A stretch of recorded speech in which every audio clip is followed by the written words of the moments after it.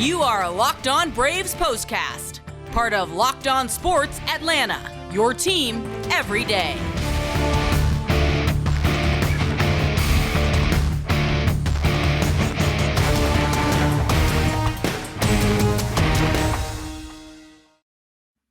A great night at Truist Park for the Atlanta Braves as they pick up a 3-1 win over the Chicago Cubs to finally get back on track on this homestand after dropping 2 out of 3 in a series to the Marlins. So a much better start to this series and hopefully some momentum as Atlanta continues to look for its first series victory of 2022. He's Jake Mastroianni. I'm Grant McAuley. This is the Braves podcast, our postcast rather, part of the all-new Locked On Sports Atlanta. Go ahead and hit that subscribe button on YouTube. Make sure you click the bell and get all those notifications whenever we drop a new episode. And be sure you are subscribed to the Locked On Braves podcast wherever you get your podcast. Jake will be bringing a lot of good stuff to you all season long. You'll also get each and every one of these postcasts that we do. So we'll hope you'll join us along the on the ride for both of these, the postcast here on YouTube and the Locked On Braves podcast feed. But Jake, I think I've done enough shilling for all the things that we're doing. Let's talk about what the Atlanta Braves were doing on this night. A 3-1 win. It was a well-pitched game. The offense was opportunistic, and, man, we saw a little bit of defense in the outfield, and I don't know how to feel about it. Yeah, that's exactly what I was going to say. We saw some outfield defense in this game, a couple of really good plays, which was nice to see, and by far one of the biggest highlights of the night for me. It sure was. And another highlight was on the mound. It was what Max Fried was doing yet again. A couple of bumpy starts for him, Jake, to open the season where he just seemed to kind of run into a trouble inning, but he got himself really locked in against Los Angeles last time out. And, of course, he was dialed in once again against the Chicago Cubs tonight. Max Fried has looked razor sharp these past couple of starts, and that's really what the Braves need to help lay the foundation for these wins, is to get a little bit more out of this starting rotation in terms of consistency. It has been, and you've seen it. I mean, and it's obvious when you get a good starting performance out of your starting pitcher, your likelihood of winning goes up. But it's just kind of been the up and down for this Braves rotation so far. You get a great start, and then you get a bad start, and it's just kind of gone back and forth. But glad to see Max double up on what he did out in LA, bring it back home. Wasn't necessarily overly dominating start in terms of strikeouts, but, you know, a Cubs team that doesn't strike out a lot, and he was aggressive in the zone, got a lot of weak contact as well in this one. So, yes, good to see Max, get on a roll here. Mm-hmm. And, look, he's one of the best pitchers in the league. We all know that coming in. Good to see him start pitching like that and getting the results that we're used to seeing. Yeah, leading the Braves staff every fifth day and leading them to a victory on Tuesday night at Truist Park. It was the 18th game of the season for the Braves. Let's give you the lines for both teams. Cubs dropped to 7-10, a run on 4 hits against Max Fried and the Braves bullpen. 1 error, 4 men left on base. Braves now 8-10 on the season as they scored 3 runs on 6 hits, made an error, left 3 men left on base. For Fried, the victory makes him 2-2 on the year. Marcus Stroman, not off to a great start with the Chicago Cubs. A little bit rocky for him. He is now 0-3 on the year after taking the loss in this one. Kenley Jansen, a perfect 5 for 5 in saves as he locks it down here in game 1 of this series. And Jake, a 2-hour and 31-minute baseball game. Those are the kind of stats I like to bring you on the Braves postcast as well. A crowd of just under 32,000 on hand to see it at Truist Park, 31,990. And they got to see not only the great start by Max Fried, but they also got to see something that we've waited a long time for. If you followed the Braves minor leagues and got into the prospects and really were looking at what was down on the farm all those years through the rebuild for the Braves, a gentleman named Truist Demeritte, who was traded to the Braves during that rebuild, traded away in 2019 to the Tigers, claimed on waivers, came back, has worked his way back through the minor leagues. And Jake, this was the kind of night that Truist Demeritte is probably not going to forget anytime soon.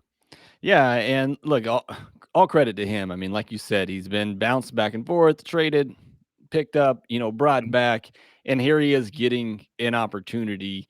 And everybody was asking, who's gonna step up to replace Eddie Rosario. And I said I would love to see Truist Demeritte get a shot. He has clearly made some changes in his swing, in his mechanics, that I think have allowed him to stay on the ball a little bit better, make more contact. Strikeouts were a big problem for him in the minors, and I think you're starting to see some of that. So let's give him a shot here, especially until Acuña returns, and he is making the most of it. He has a hit in all 3 games that he's played this year. He's had a hit, and the home run tonight, I mean, just a beautiful swing, dropping the bat head on it, taking it the other way for a home run into the chop house. And then again, a great defensive play as well. Some range from an outfielder, which is just so nice to see. That's what I've been yelling about over at Locked On Braves. It's not necessarily the errors for these outfielders, it's the lack of range. And to see Travis, go and get that ball that I thought he had no shot at getting to, and get to that. I mean, I was jumping out of my seat watching that play. So yes, it's really great to see. I mean, I don't know what the kid has in store going forward, but I think he's at least earned this opportunity. I hope Snit continues to run him out there. And yes, a very memorable night for him, finally getting a chance with the Braves. And like I said, making the most of it to this point. Well, making the most of it on this night, that diving catch ended the Cubs' fourth inning, and then it was Demeritte at frame later hitting a go-ahead solo home run. He had a great interaction with a fan. I thought maybe that was, perhaps the Demeritte family down there. He's from Winder, Georgia, so perhaps they were just sitting up close to see him play at Truist Park. No, just a great interaction with a fan at her first baseball game is what he said on the post-game show with Kelly Kroll of Bally Sports. And whatever it is, if she's his good luck charm, maybe she needs to be sitting down there each and every time Travis is in the Braves lineup. But his go-ahead home run, his first in an Atlanta uniform, his first in the big league since 2019, and it came at a good time. It broke a 1-1 tie. It came off Marcus Stroman, so a pretty good pitcher as well for Demeritte to go deep on, and the Braves were able to add an insurance run later in that frame on a misplayed ball in center field that allowed Dansby Swanson to come around and score the third and final run of the game for the Braves. And really, as you go back and look at the early runs in this one, Adam Duvall getting the Braves on the board early with a sac fly. Max Fried, really his only mistake of the night was Ian Happ's solo home run that took that run right back in the third. Otherwise, Max was dialed in, only 4 hits, the 1 run, no walks again in this one, Jake. He has pitched 24 innings this year. He has walked 1 batter, has Max Fried. He struck out 21. That's a pretty darn good ratio, and another testament to just how dialed in Max Fried has been with his command and control this year. It is. And look, you talk about it as well with the up and down outings from these starting pitchers. And one stat you can look at are walks. I mean, it seems like when the Braves pitching is struggling and they're losing these games, they're walking 6, 7 batters in a game. So it's just really nice to see Max and the relievers that were in this game go out, not walk anybody, not give up any free bases, especially in a close game. But yeah, we talked about Max, at the top, just back-to-back good outings here. And, I mentioned he wasn't dominant, only had the 4 strikeouts, only had 9 swings and misses, but had an average exit velocity against of 83.5 miles per hour, which is very good. A lot of weak contact. You compare that to Marcus Stroman, who, wasn't getting necessarily lit up as terms of hits and on the scoreboard, but he had an average exit velocity against of 93.3 miles per hour. So Braves were hitting him really hard. Max Fried just getting a lot of weak contact, taking advantage of an aggressive Cubs team that doesn't strike out a lot, will put the ball in play, and just relying on that defense, which was, again, very good behind Max Fried tonight in the outfield. Yeah, they were able to make a great play. Adam Duvall to double off a runner late in the game as Tyler Matzik hit a batter on a ball that bounced up and hit Hermosillo, who had a pretty rough night in terms of a couple of plays, but he also had some great running plays in this game to deny the Braves some extra base hits and the opportunity to create some more rallies. So he did a lot of running. Some of it was good for the Cubs. Some of it was not as good for the Cubs on this night. We got some Braves news to get you up to date on, but before we do that, I want to let you know this episode is brought to you by Rock Auto, and with the ever-increasing number of makes and models, it's impossible for your local chain auto parts store to stock all the parts you need. Why endure the often pointless or endless questioning as you wait while the person behind the counter orders your parts on their computer and chooses only the brand that their warehouse happens to carry? Go to rockauto.com right now. See all the parts available for your car or truck, right locked on in the How Did You Hear About Us box so they know we sent you. Amazing selection, reliably low prices, all the parts your car or truck will ever need, rockauto.com. Let's get into some news. You touched on this a moment ago, but Eddie Rosario, I know we had watched and discussed, obviously, on this show, and I'm sure on Locked On Braves, it came up a time or 3. The slow start for Eddie Rosario, it didn't seem to make sense at times just how lost he was at the plate, but the Braves confirming the reports that came out late on Monday night that Eddie has been dealing with an eye issue and was going to have to undergo a surgical procedure, a laser procedure, to correct his vision. So, Jake, I think this explains a lot, perhaps, about not only Eddie Rosario's tough time at the plate, but also in the field this year. He really has had a difficult go of it, and this is going to sideline him for a couple of months at least, and that is rough for the Braves because they're going to have to figure out how to work around the guy they expected to be a contributor for him this year. And it's at least it explains a little bit, right?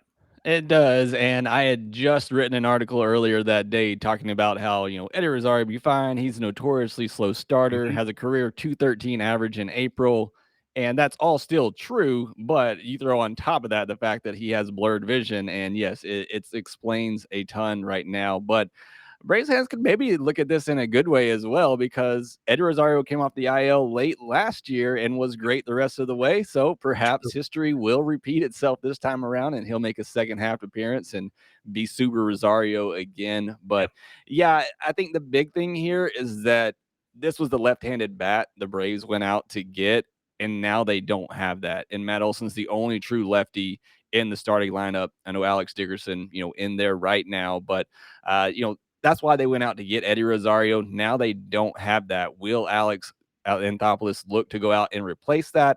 I think he will at some point. I don't necessarily think you have to rush out there right now and get something, but I do think, as the season goes on, he's probably gonna want to get another left-handed bat for the starting lineup until Eddie is able to return. Yeah, it's going to be something to monitor. And, clubs are not looking to offload a lot of players, talented players anyway, in the final Right. week of the month of April. It's notoriously not really a time that many guys get traded. So we'll see how that situation plays out. But another situation Braves fans are following very closely as relates to the Atlanta outfield is the progress of Ronald Acuna Jr. Did not play in the early morning game for Gwinnett on Tuesday. Instead, he was down at Truist Park working out with the team, taking batting practice there. He's slated to go out and play on Wednesday and Thursday for Gwinnett on back-to-back days. I believe 7 innings on Wednesday, 9 innings on Thursday. And I think the Braves are going to start reassessing him every couple of days to see where he is. And perhaps this timetable, I think it's been discussed enough now that it's not set in stone. We're no longer looking at May 6th and saying that's as soon as you're going to see Ronald Acuna Jr.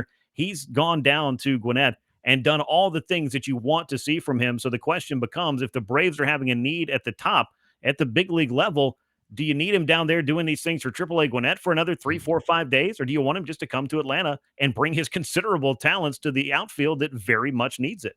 Absolutely. And I think me and you were both kind of on the same page here and talked about this. I'm of the belief, and I've said this on Lockdown Braves, if this week goes well for Ronald and there's no setbacks after he plays in the game, I think he's there May 2nd, next Monday, for that series in New York. Again, I don't see any reason why to just let him continue, playing in the minors when you could bring him up and at least DH him if you needed to and just ease him back in to things at the major league level, let him get up to speed that way. So, as and the Eddie Rosario thing, I don't think that necessarily changes the Braves' plans with him. I don't think they would rush him at all, but I do think, certainly with him going down, there is obviously a need there. But even before that news broke, I thought if everything went well with Ronald this week, I think we see him Monday in New York. Yeah, I agree. It only magnifies the need. I would be surprised, to echo what you've said and what we've discussed before, if Ronald is not active for that series against the New York Mets, barring any kind of setback or a concern that the Braves would have or see over the next couple of days. And knock on wood, there won't be any of those. But I don't know that you can rule out this weekend in Texas. I mean, it is a place that the Braves could just bring him in. I mean, we got universal DH now, so you don't have to really even worry about, hey, they're playing an American League team in an American League park that can DH him. They can do that anyway, but maybe having his bat at the top of the order as the Braves go back out on the road, and keeping in mind you do have that big series with the Mets, which is 4 games in 3 days, and maybe you give your club a little bit of a spark. And of course, it would be nice to go out on the road with some momentum from this Cup series if the Braves can finally notch their first series win of the year. But you can't understate, or actually, you can't overstate what Ronald Acuna Jr. could mean to the Atlanta Braves. And hopefully, we'll be seeing him sooner than later. We're going to get you set for game 2 of the series coming your way on Wednesday at Truist Park. Before we do, though, want to let you know about betonline.net, your number one source for all your betting stats and sports info. You can find all the latest sports developments, league reviews, and news, including this year's basketball playoffs and the start of MLB. BetOnline is your continued source for all your sporting wagering information, from live betting to playoffs, esports, and more. Head to betonline.net and use your mobile device to learn more about the trends and the action. BetOnline.net, where the game starts. As far as where the game is starting on Wednesday, it's Truist Park. It is Charlie Morton on the mound for the Atlanta Braves. He will be facing Mark Leiter Jr. for the Cubs. Morton 1-2, a 6.32 ERA, a good first start, couple of rough ones since then. Mark Leiter has been roughed up in both of his starts for the Cubs as he makes his 3rd appearance of the year.